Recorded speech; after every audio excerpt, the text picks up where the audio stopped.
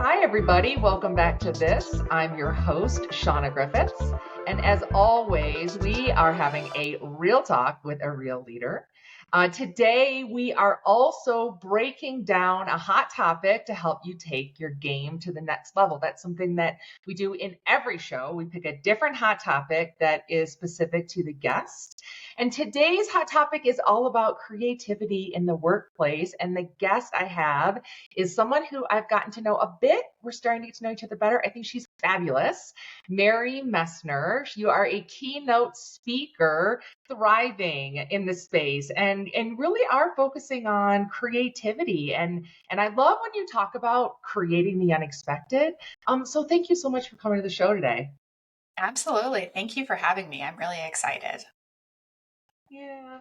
So, folks, I always tell you how I know my guests. And I think it was around the time that I may have started posting on LinkedIn more about creativity and my belief in it, and a program that I started called the Creative Leadership League with Alex Jameson, who I introduced you to, Mary, I know. Mm-hmm. And that's when I started seeing your posts on LinkedIn. And folks, if you need to follow Mary, I'm telling you, not just women, but Mary works with across the board. Mary, I think because I say that because your energy, it just comes through in your posts and your authenticity. We'll talk about this a little bit later, but you recently posted something of one of your keynote, that you were delivering. And you could really get a taste for, you in that space. And so I think that was when you and I connected, and we happen to know a lot of people in common. Another great speaker. Yeah, randomly, another great speaker, Jacob Brown, who's been on the show. Shout out, Jacob. So, so again, thank you so much for getting to know me and sharing your journey. And I'm excited for you to share that with our audience today. So let's jump right into that. Give us the context to what you are doing today. Really, again, thriving in that keynote speaking space. Yeah, absolutely. Well, thanks again for letting me be here. And that was such a kind introduction. Thank you. Yeah, I started about 3 years ago getting into the speaking space. And there was a lot of, yes, I can speak on that type of mentality of just really trying to gauge what audiences were looking for and less about what I was maybe uniquely positioned to bring forward. I did a lot of that in the beginning. It evolved into speaking more heavily to women's groups, not exclusively by any means, but just because that tends to be an audience I connect with most frequently. So I leaned into a lot of messages that were appropriate for women, specific for women, a lot of women's empowerment and confidence building. And in this past year, I really focused on expanding my message and getting back to what is important to me. And that's the creativity component of it. And I love that you bring it up as a hot topic because I know you have explored creativity in every possible lens that you can think through it in. And I love that. And I think that is why creativity is so important, is because it's accessible to everyone, regardless of your personal connection to creativity. And the lens that I like to approach it through is encouraging creative, free thinking, innovating on new ideas, bringing creativity in the problem solving process, less about I'll say that the arts and crafts kind of an angle. And for me, before I was willing to expand that definition, I probably didn't connect with how important creativity is and always has been to me. But when I was willing to really lean into that bigger definition, it just sparked something in me. And that's why I speak about that on stage, is I want everyone to see the possibilities that exist when you allow yourself to enter that creative space of operating professionally. Yeah. I'm so glad that you are going there with this conversation because you and I were talking yesterday about this, is that I think a lot of times people hear creativity and they think about the, creative expression or create, again, as you said, kind of the arts and crafts side of things. So what does something look like? Does it look creative? Or people can think of, creative brainstorms. And I think that the context that I think is part of the context that I think is so important about creativity in the workplace, in business, is to your point about solving problems. And that might be in the business itself, that might be with staff. And I think now more than ever, as we're facing challenges in society, we've got so much going on in a modern and future centric workplace. We of using creativity to create solutions, and sometimes it might not necessarily always be a problem. So I think that Mhm. creativity can even be brought forward as really important in exploring opportunities. So, again, I say that for the audience because please know that when we're talking about creativity, it is deep. It's a deep definition Mhm. of creativity, kind of not that surface level or even a very linear look at creativity, which I know sounds kind of funny. But I just want to make sure to say that. And the last thing I'll say in this, because I really am curious of your thoughts on this, Mary, is some people may feel I'm not very creative. I'm a leader. I'm leading people. I'm leading business, but I'm not very creative, so this doesn't apply to me. And I do believe that people have different sort of natural energy for creativity. At the same time, I truly believe that if you are in a seat of leadership or you're, leading, not doesn't have to be obviously the head of the company, but you're leading people, you're leading processes, things like that. I do feel it's really important to definitely check your own creativity, but also you're really looking to inspire that creativity in others. And it may be that you need to, if you see some people who have a lot more creative natural energy than you do, how can you inspire and empower them to really lead that way? And I'm curious what your Yeah. thoughts are on that. No, I fully agree. I know, and I'll tie into some of your work with GC Index because you and I have spent some time talking Yeah, through yeah. that. And this is true of any skill set. Not every single person is excels in every single skill set. I mean, that's the obvious statement, Yeah. right? And what's important is surrounding yourself with people that challenge, that complement, that encourage, that grow, that allow you to build really a team of individuals that can move forward by allowing for flexibility of thought. So, you talk about creativity, you could tie that into diversity of thought in a leadership team. And by allowing diversity of thought, which in many ways is bringing forward a space to allow for creative thinking, there's so many studies that show that diversity of thought does grow an organization. It does lead to stronger outcomes, both for that team and for the company that they're leading as a whole. Same thing with creative thinking, encouraging creativity, creative ideas, not conforming ideas, but unique, unexpected. You mentioned create the unexpected, just unexpected ideas. Those are the things that do advance workplaces. And I think I'll quote Mel Robbins. So I've been on a Mel Robbins kick lately, and she's got her new her So new book great. out there. She's wonderful. Her new book, Let Them. I haven't read it yet, so this is not me trying to advertise for Mel Robbins, but I'm so curious about it because to me, if you have people in your organization that want to explore a bold, innovative idea, there's the Mel Robbins quote, let them. That's a huge part about encouraging creativity in a workplace.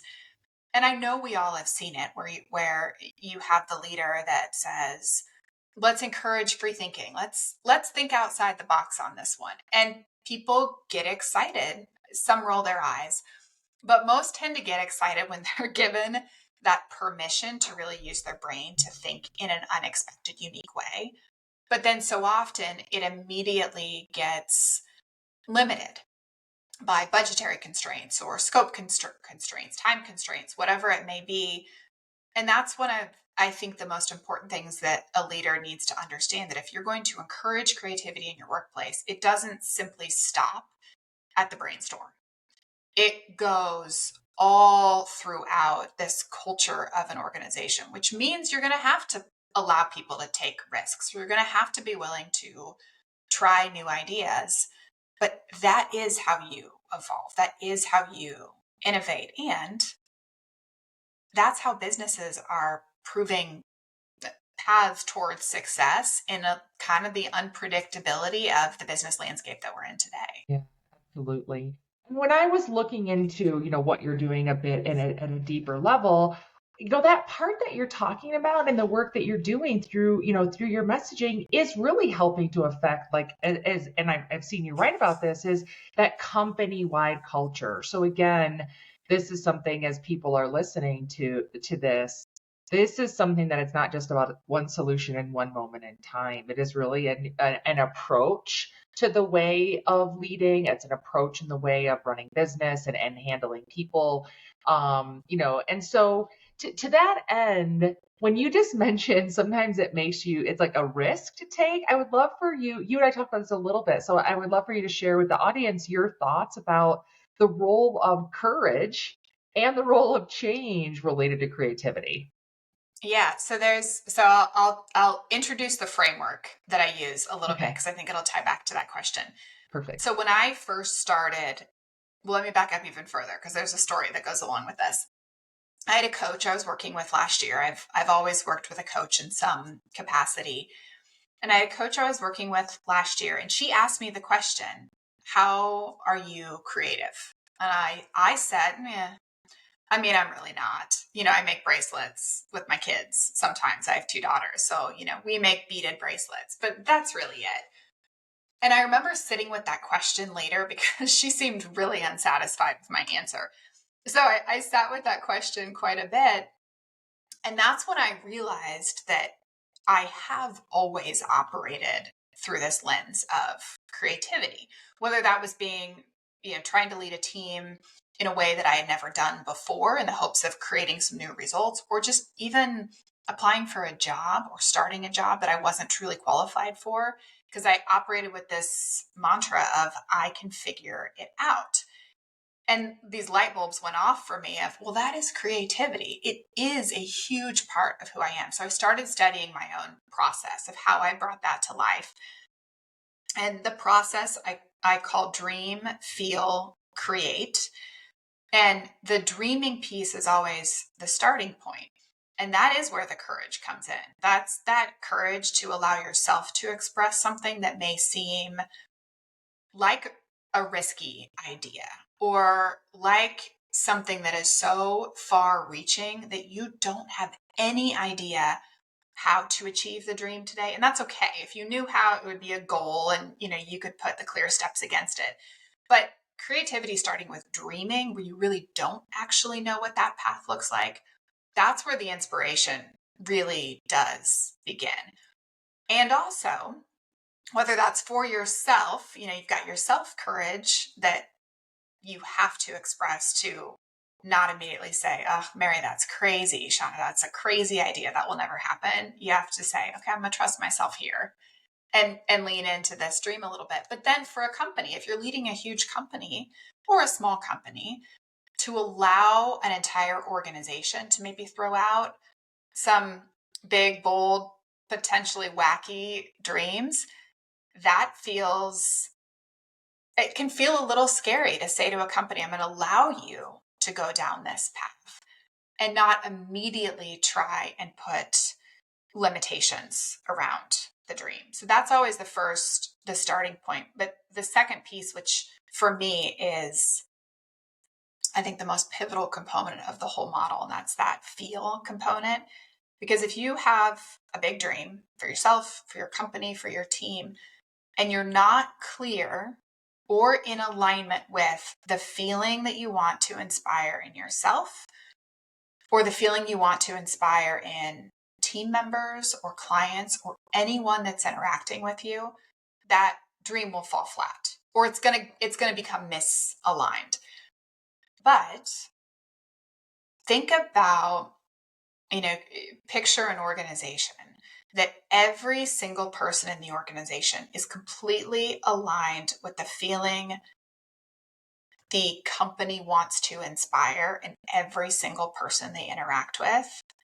If every employee, from the person that's doing more day to day to the person that's leading, the person that's in the weeds, the person that's behind the scenes, if every single person is in complete alignment with this dream that a company is going after, man, like that's transformative.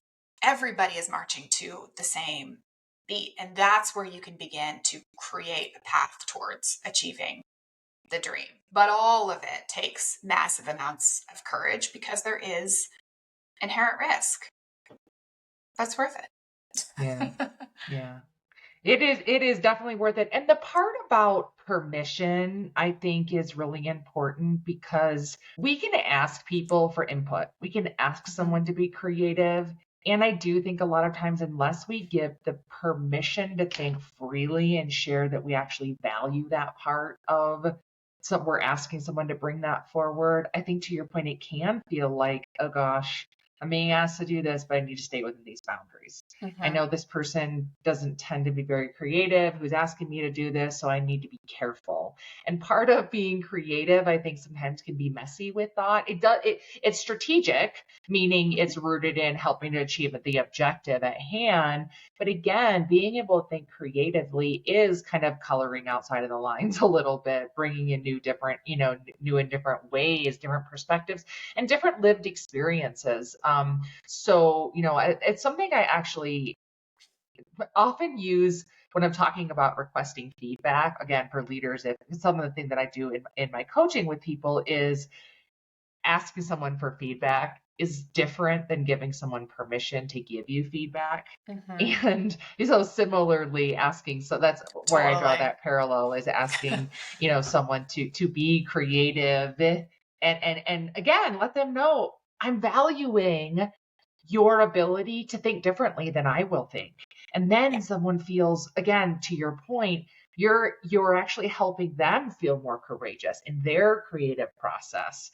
So these are just like really great points I think you're making. And I would imagine because you've been in the workplace in corporate America before, that's part of how you're able to a bit like ninja with your keynote this way and with your message this way, because you really know what it's like to lead people in the processes in the just the business itself and need creative solutions. Yeah. Well, and I think that's a good point, because it's certainly not like I woke up the day I graduated from college and said I want to be a keynote speaker. That was not it's not on my list. I did do the corporate America thing for 20 years. I was always in the healthcare space, but probably one of the coolest experiences I had from I worked at a company called Cerner Corporation. They were acquired by Oracle in 2022, but it was actually a company that really helped nurture this same concept that I'm talking about now, a healthcare company. And so you do have people in mind in everything that you're doing. And that alignment of an entire company being aligned with the feeling that they were trying to inspire. Oof. I mean, it worked. We had, we would joke and say we're all drinking the Kool-Aid, but we were. And you think about companies where, you look at Apple today, it doesn't matter if you just bought a new iPhone last month. They release a new one and there are lines out the door of people wanting to be a part of it because they feel connected to something bigger than themselves. It's not, people will say it's facts and figures. Well, the technology, the camera, cool. I get it. But also you want to feel like an early adopter or feel like you've got your hands on something that is special and unique and exciting. So the emotions that we attach to something drive so much of what we do. And then you marry that up with our ability to go after something that's big and bold and creatively think about how to explore it. That connection it's magical, really. I used to lead, you heard of a concept of hackathons before? It's very big in like the tech space, coming up with code to hack a problem. I led hackathons in our consulting organization, which was like the coolest experience. And we would identify a problem in the consulting space, whether it was an outcome we were trying to achieve for a client or an implementation methodology that we were using. And we would bring employees together and they would hang out for 24 hours trying to hack this problem. And they had no limitations on how they could go about coming up with a solution. And you had some team members that would fall into the I'm not creative bucket, and they would want to study the data and understand it deeply and do the root cause analysis. And then you had other people who would say, let's come up with something really unconventional and just flush it out and see what would end up happening if we tried that. The commitment to, one, being a part of something that could be transformational for an organization, people were beyond excited. And also an opportunity for all levels of the organization, these employees that represent all different levels, to be able to play a role in transforming a part of the business. That feeling is what people got so excited about, feeling like they were part of the future of the company and the future of the organization. Now, I will also say the part where it fell flat isn't the right word. The part where it lost some momentum was taking these really incredible, innovative solutions that these individuals that would come up with and having the confidence and the courage to put them into practice. Because sometimes it did mean there could be some unknowns. And we were able to get some pilots off the ground, but oftentimes people were scared to go down that next step. And so that's the piece when you get into that create component of it. You have to be willing, as an innovative leader, as a creative leader, you have to be willing to take some risks and put these new ideas into place. Yeah, absolutely. So when you're saying that, is part of the way that you're working, and I know you actually just announced today a workshop that you're going to be offering, is part of what you're doing helping people to know the how of that? Because I think that's, again, I think where people stutter step, right? Is because, yes, this sounds, I can totally understand that. And I value creativity, and I can understand that we need to come up with creative solutions to very big complex problems that we haven't faced before. And I think this stutter stepping a lot of times happen in the and how, what's next? How do I actually put this into place? And again, you're talking about culture shifting elements. So is that part of what you're offering people? Yeah, and I'll in the workshop, we'll do a lot more of that. So you're right. I did just announce that I'm taking this keynote model into a half day to full day workshop where it will have an opportunity to be customized so that when attendees walk out of the door, they have a bit of an action plan to allow them to take those dreams and those feelings and put them into action. Keynotes, that's harder to do when you have an audience of 500 people or 1,000 people to come up with something that's customized for them. But what I always tell people is that oftentimes the reason that we get stuck with implementing a creative idea or creative solution is because we feel like if this one path doesn't take root, then the whole thing fell apart. When you're putting something into place that has that potential to be risky, you have to have the flexibility or the willingness to kind of take the 2 steps to the left or the 2 steps to the right.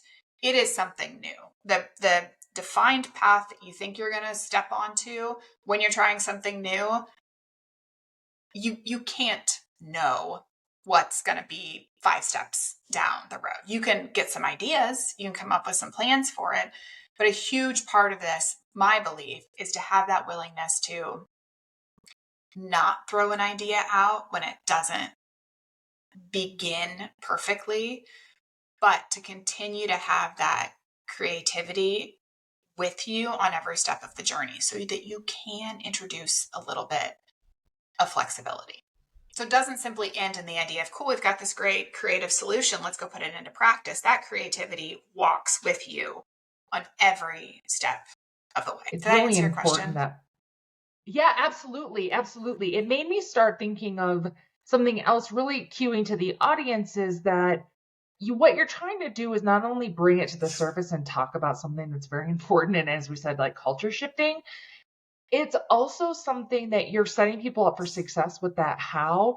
And the thing that stood out to me as you were talking is that when we're bringing new creative solutions to bear, it also asks us or requires us, I think, and again, you're the expert in this space, so I'd love your thoughts on this.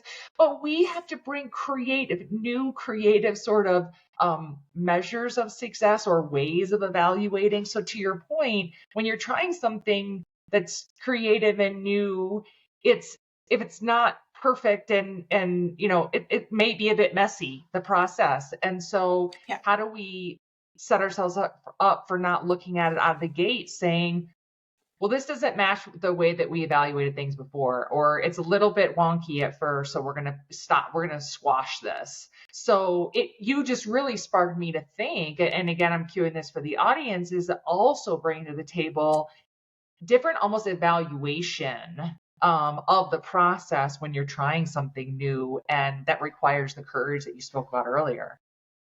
Well, and I'll also add on to that to say the process may not be, you may not even know the process when you start.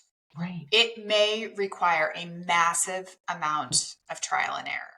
And I do, I mentioned goal versus dream. When you're working towards a goal, you generally can say, here are the steps. You got SMART goals, and here's how we're going to measure it, and here's the actions we're going to take and the results that we're going to achieve. And you can generally create the defined path forward. When you're reaching towards something that is much more creative and is much more aligned with a bigger, bold dream, you don't actually know that exact path. Because if you did, somebody would have already done it before. One of your competitors or somebody else in the business landscape would have already outlined that entire path for you. But if you're doing something that hasn't been done before, that path forward doesn't actually exist. And that's why I say the creativity doesn't stop when you say, I got the idea. Cool. Now we're going to start working towards it. It follows you every single step of the way while you're continuing to reach towards, the big dream. Yeah.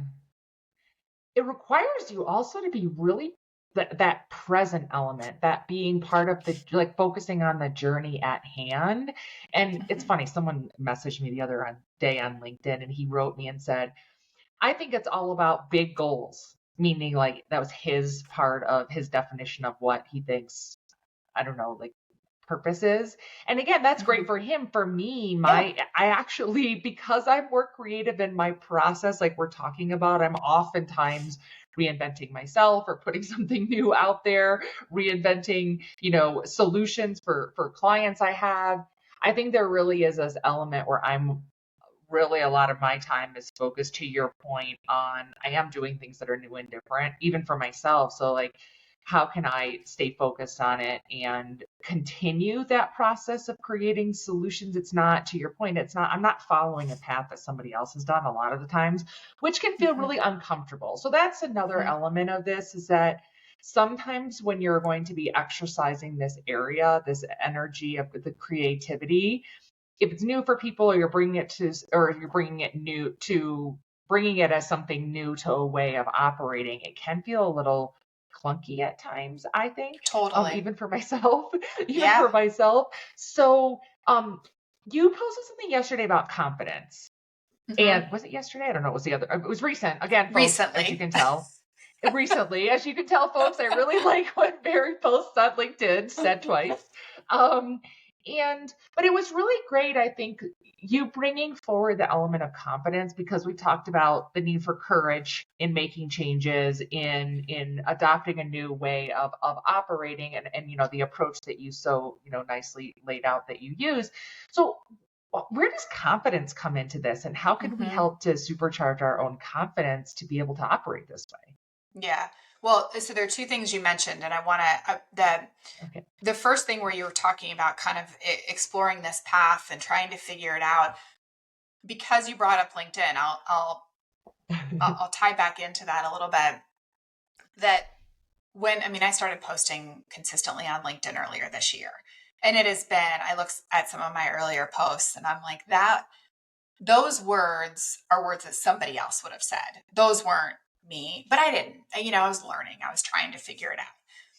And for me, I've wanted, when someone interacts with me on a platform like LinkedIn, and so this is taking creativity down to just that individual everyday experience, I always wanted it to feel a bit different.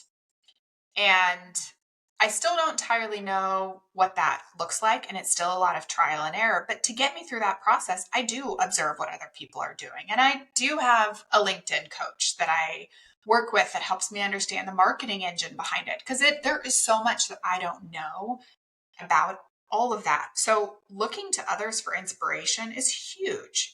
Creative thinking doesn't mean you're in your own little bubble, like shutting everything else down, but being willing to look for inspiration everywhere and then internalizing it to say, how do I take that inspiration and allow my creative thoughts, my creative approach, or just me in general, show up in every one of the posts that I make. And I do think, to your point, that's why people like you resonate with it, is because it is me. It's not Chat GPT. I have a LinkedIn coach, but she's not actually writing my posts for me. It is me sharing what comes to mind in the moment. Yeah. And man, that's time consuming, but it's also, that's been a fun creative process to just let it evolve without really having a complete picture of exactly how I want it to come together at the end of the day. But the confidence piece. So I posted a clip from a keynote that I gave recently at a women's conference where I talked about confidence. And I come back to confidence in so many different ways, because I do think, one, confidence is what allows us the freedom to practice an element of personal self-expression, which is a creative way of being. It's something that is unique to you. And we talked about this as in the workplace, and as you're talking about it, it's also very much, we have a lot of people who listen to the show who are not in a traditional work setting. And so as you were just sharing that right now, I was thinking about how over time, my coach that I worked with, Leslie Harris, I can't say enough great things about him, but he often has talked to me about, as I've reinvented myself over time, brought creativity to bear for that, had to find courage at times, a lot of times, all the time, what am I saying? And muster confidence where I maybe didn't necessarily feel it that day or whatever.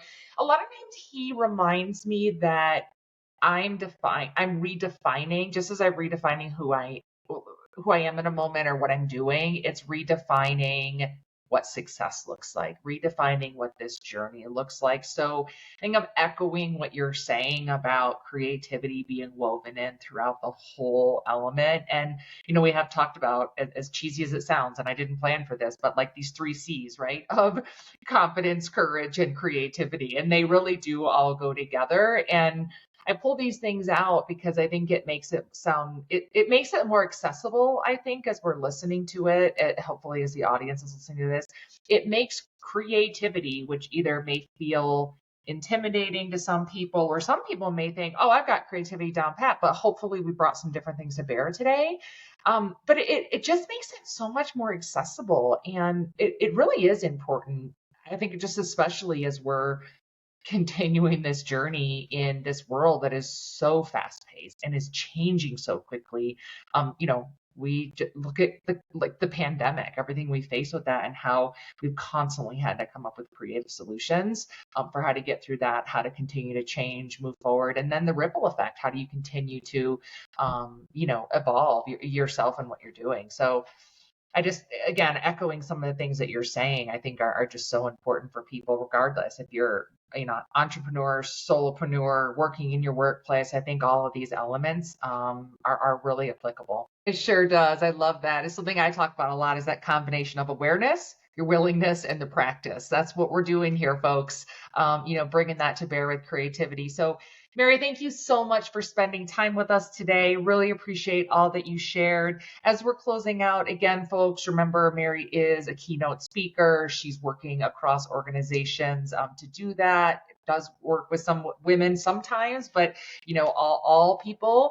And you have a workshop coming up. So and you posted about that on LinkedIn, correct? Okay. Oh, fantastic. And you keep up your authentic posting there, because it is so inspiring. And again, I thank you for our new friendship and for all that you've shared today. And folks, I hope you've enjoyed it too. So I hope everybody has an awesome day today. Thank you.